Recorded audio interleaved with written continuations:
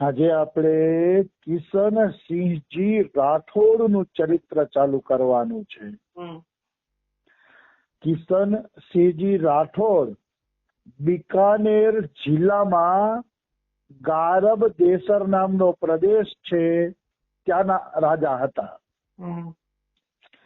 બિકાનેર જિલ્લો રાજસ્થાનના રણ પ્રદેશમાં આવેલો જિલ્લો છે અને પાકિસ્તાનની બોર્ડર ઉપર છે. ત્યાં ગારબ દેસરની અંદર કિશનસિંહજી રાજા હતા. પણ આ રાજા હતા ને ઈ પેલા એની વાત એવી છે કે બાઘસિંહજી અને કિશનસિંહજી આ બે ભાઈઓ હતા. બાઘસિંહજી અને કિશનસિંહજી સગા ભાઈઓ હતા. એમાં બાઘસિંહજી છે ને મોટા ભાઈ હતા.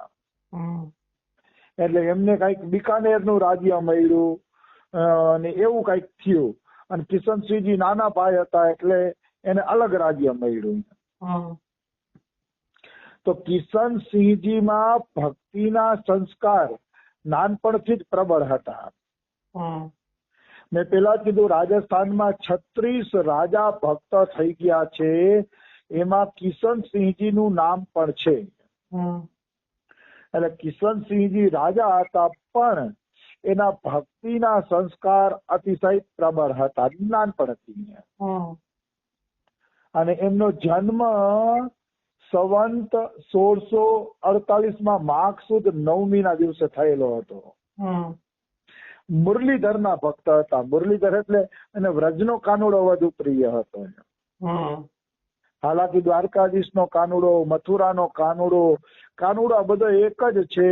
લીલા જરૂર અલગ અલગ છે પણ કૃષ્ણ એક જ છે. તો આ મુરલીધર ના ભક્ત હતા. મુરલીધર કૃષ્ણ એને પ્યારા લાગતા હતા. કિશનસિંહજી રાઠોડ ધર્મનિષ્ઠ હતા. ગાયું અને બ્રાહ્મણોની સેવા કરવા વાળા હતા અને દાનશીલ હતા.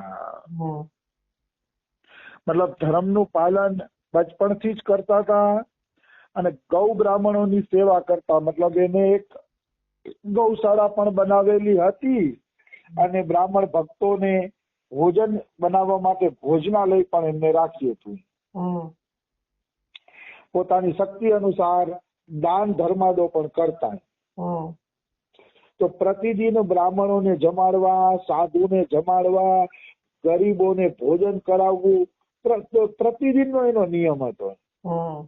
એટલે એના કારણે એના મોટા ભાઈ બાઘસિંહ છે ને એની હારે આની અનબન રહેતી. અનબન એટલે રહેતી કે બાઘસિંહ એવું વિચારતો હતો કે ભાઈ આ સાધુડાઓ પાછળ પૈસો ન બગાડાય. અને કિશનસિંહજી એમ માનતા કે ભક્તોના જમવાથી ક્યારેય કોઈનું કઈ ઘટતું નથી. ભક્તો જયારે પોતાના મુખ્યથી ભોજન લે છે ત્યારે ભગવાન પણ તૃપ્ત થઈ જાય છે. એ ભક્તોને જમાડવામાં બાઘસિંહ ના પાડે તો કિશનસિંહને ગમતું નહીં. એટલે બે ભાઈઓ વચ્ચે થોડીક અનબન થઈ. એટલે કિશનસિંહજી ગારબ દેસર છોડીને એના નાનીના ઘરે ઉદયપુર વયા ગયા. ઉદયપુર ને અહીંયા લખ્યું હતું શેખાવાટી. ઉદયપુરની આજુબાજુનો વિસ્તાર હશે શેખાવાટી. ત્યાં વયા ગયા નાનીના ઘરે. અને નાનીના ઘરે જઈને સ્વતંત્ર રૂપથી ભજન કરવા માંડ્યા. કારણ કે એને ખબર હતી કે ભજન સિવાય આપણો ઉદ્ધાર નથી. તો ભજન કરતા કરતા માનસી સેવા કરતા કરતા એના અંદર એક વિરહની અગ્નિ ભડકી ઉઠી કે મારે ભગવાનના સાક્ષાત દર્શન કરવા છે. એવો એક વિરહનો ભાવ જાગૃત થયો કે મને મુરલીધર કાનુડો શા માટે દર્શન નથી આપતો. એ મુરલીધરના સાક્ષાત દર્શન માટે એના હૃદયમાં એટલી વ્યાકુળતા ઉપડી ગઈ કે એને જીવવું મુશ્કેલ થઈ ગયું. અને આમે પ્રાણના સાથેનો સોદો છે ભાઈ ભક્તિ. તો ભક્તિ કરવી હોય તો માથું ઉતારીને દેવું પડે. માથું ઉતારીને દેવું એટલે કે ઇજ્જત આબરૂ આ તે માન સન્માન બધું જાતું હોય તો કૃષ્ણ ભક્તિમાં જાતું કરવું પડે. એ છે માથું દેવું. એટલે આને નક્કી કર્યું કે હવે પ્રાણ ભલે વયા જાય પણ ભગવાનના દર્શન જ કરવા છે. એટલે કિશનસિંહજી રાઠોડે અન્ન જળ લેવાનું છોડી દીધું. અન્ન જળ લીએ નહીં. આમ કરતા કરતા 3 દિવસ અને 3 રાત વીતી ગયા. એમને અન્ન જળ ગ્રહણ ન કર્યું એટલે એના મામા કહે છે હીરસિંહ, મામા હીરસિંહ અને નાના નાની સમજાવે છે કે બેટા જમી લે, બેટા જમી લે. પણ કિશનસિંહજી જમતા નથી. એટલે શાસ્ત્રને જાણવા વાળા પંડિતોને બોલાવવામાં આવ્યા. અને શાસ્ત્ર જાણવા વાળા પંડિતો એમ કહે છે કે આ કાંઈ ભગવત દર્શનનો ઉપાય નથી. કે આ રીતે થોડા ભગવાનના કે દર્શન થાય. ભગવાન તો પરમ સ્વતંત્ર છે. ભગવાન હઠ કરવાથી મળતા નથી. કે એટલે આ રીતે હઠ ન કરવી જોઈએ. કે ઓલા બ્રાહ્મણો ને શાસ્ત્રના જાણકારો સમજાવે છે. પણ કિશનસિંહજી પોતાના નિશ્ચય ઉપર દ્રઢ હતા. એને કહી દીધું કે તમે લોકો જે કહો એ, પણ હું તો હવે અંજળ ત્યારે જ લઈશ ત્યારે ઠાકોરજી દર્શન દેશે. એ દર્શન નહીં દે તો હું અંજળ લઈશ નહીં. એનો પણ દ્રઢ નિશ્ચય હતો. કિશનસિંહજીનું એમ કહેવાનું હતું કે ભગવાનના દર્શન વગર આમ પણ મારી મૃત્યુ દશા આવી ગઈ છે. હું મરેલો જ છું. તો હવે કાં તો દર્શન થશે કાં તો મરવાનું થશે. કે બાકી ત્રીજો કોઈ રસ્તો નથી. આવી વસ્તુ છે. તો અહીંયા લખે છે કિશનસિંહજીએ હઠ તો કઈ રીતી, પણ એ હઠ એની કોરે કોરી હઠ હતી નહીં. કોરી હઠ નહોતી. એના હઠમાં પ્રેમ હતો. જો કોરે કોરી કોઈ હઠ કરે ને તો ભગવાન પકડમાં નથી આવતા. અમારા રમેશ બાબા એક સત્ય ઘટના સંભળાવે છે બરસાનાની. અને એ ઘટના હનુમાન પ્રસાદ પોદારજીએ કલ્યાણ પત્રિકામાં પણ છાપી હતી. બરસાનાની ઘટના. એક સાધુએ બરસાના આવીને કોરો હઠ લીધો કે શ્રીજી મને જમાડી જાય ને તો જ હું જમું. જો રાધા રાણી મને જમાડવા ન આવે તો હું ના જમું. એવી એને હઠ લીધી એ સાધુએ. અને બરસાનાના બધાય માણસો એને સમજાવે કે ભાઈ ખોટી હઠ ન કરાય. બધાય સમજાવે પણ એને હઠ પકડી કે શ્રીજી જમાડે તો જ જમું. આમ કરતા કરતા 7 દિવસ નીકળી ગયા. 7 દિવસ નીકળી ગયા ને તો 8મા દિવસે રાત્રે એક લાલી આવી.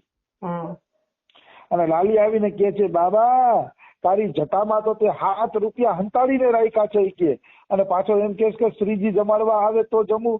ચા કાલે બરસાનામાંથી ભિક્ષા માંગી લેજે. કે ખોટી હઠ છોડી દે. કે કારણ કે તે 7 રૂપિયા સંગ્રહ કરીને રાખ્યા છે.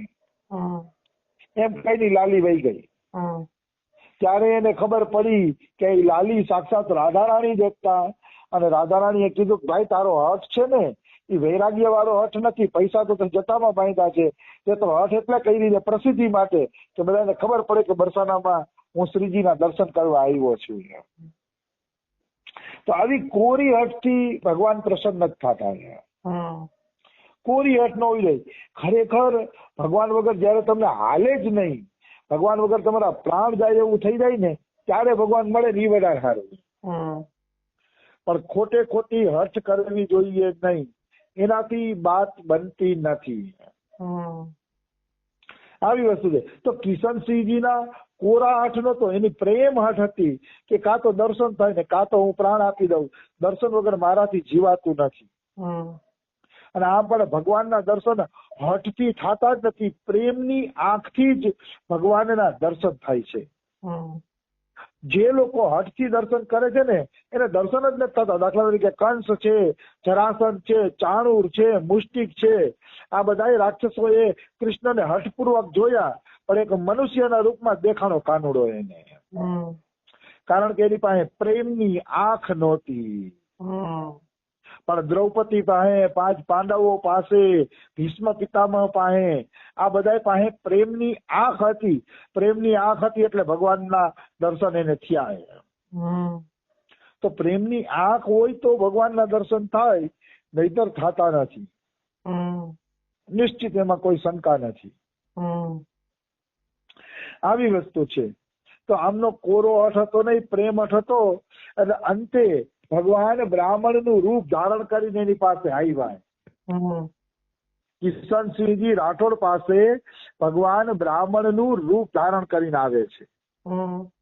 અને કે દે કિશનસિંહજી, અરે મારા બેટા આટલો બધો હઠ ન કરવાનો હોય કે તમારા પરિવાર વાળા કે છે ને એ વાત માની લ્યો કે અને અંજળ ગ્રહણ કરી લ્યો. હમ. તો અંજળ ગ્રહણ કરી લ્યો, અંજળ ગ્રહણ કરી લ્યો. એ સાંભળીને કિશનસિંહજીના કાન પાકી ગયા હતા. હમ. એટલે બ્રાહ્મણે કીધું ને એ ભગવાન જ હતા. હમ. તો બ્રાહ્મણે કીધું ને તો કિશનસિંહજીએ ધ્યાન ન દીધું, હમ.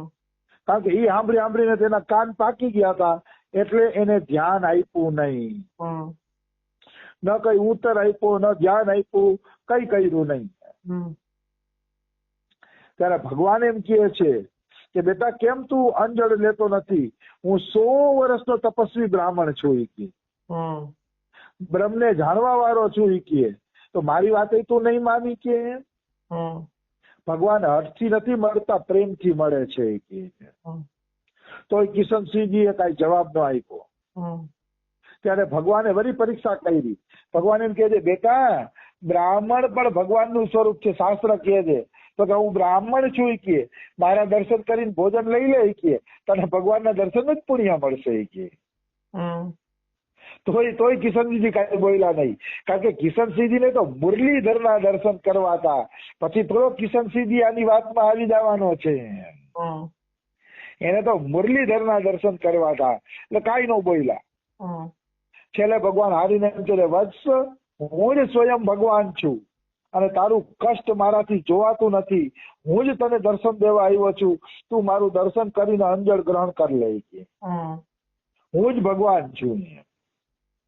તો કિશનસિંહજી કહે છે તમે ભગવાન હોય તો હું તમને 1000 વખત દંડવત પ્રણામ કરું છું, પણ મને કેમ ખબર પડે કે તમે ભગવાન છો કે? તો ભગવાન બોલે છે કે વત્સ, ભગવાન સત્ય સ્વરૂપ છે, ભગવાન ક્યારેય જૂઠ નથી બોલતા, એટલે તું મારી વાતનો વિશ્વાસ કરી લે. તો કે તમે સાચું કાંઈ ભગવાન હોય ને તો મને ક્ષમા કરો કે હમણાં જ તમે ખોટું બોલી ગયા ઈ કે. હમણાં જ તમે ખોટું બોલ્યા છો ઈ કે હું ભગવાન છું ઈ કે, મારા દર્શન કરી લે, પણ ભગવાનના રૂપમાં તો તમે દેખાડા નહીં, એટલે આ તમે ખોટું બોલ્યા. અને ભાગવત ને પુરાણ ની સાક્ષી છે કે તમે સત્ય ઓછું બોલો છો ને ખોટું વધુ બોલો છો. અંદરથી ભગવાન પ્રસન્ન થયા, કારણ કે ભક્ત જયારે ખરી ખોટી સંભળાવે ને ત્યારે ભગવાનને બહુ મજા આવે છે. કે મેં ભાગવત શાસ્ત્ર બધા શાસ્ત્ર વાંચ્યા છે, ભગવાન તમે સાચું ઓછું બોલો છો ને ખોટું વધુ બોલો છો. તો એ તો ભગવાન તો સર્વતંત્ર સ્વતંત્ર છે, એ સાચું કરે ખોટું કરે આ એની મરજી, કારણ કે આખો સંસાર એને બનાવ્યો છે, માલિકી છે, આપણે રમકડા છીએ, એટલે એ સાચું ખોટું કરે તો ભગવાનને કઈ કહી ના શકાય. પણ એટલું જરૂર છે ભગવાન સાચું કરે કે ખોટું કરે છે જગતના મંગલ માટે, ભક્તોના કલ્યાણ માટે, એટલે એનું ખોટું ગણવાનું રહેતું નથી. કારણ કે ભગવાન સત્ય સ્વરૂપ છે એટલે એની પ્રત્યેક લીલા મંગલમય છે. તો ભગવાનને ખોટા લીલા કીધા ને તો ગમ્યું ભગવાનને.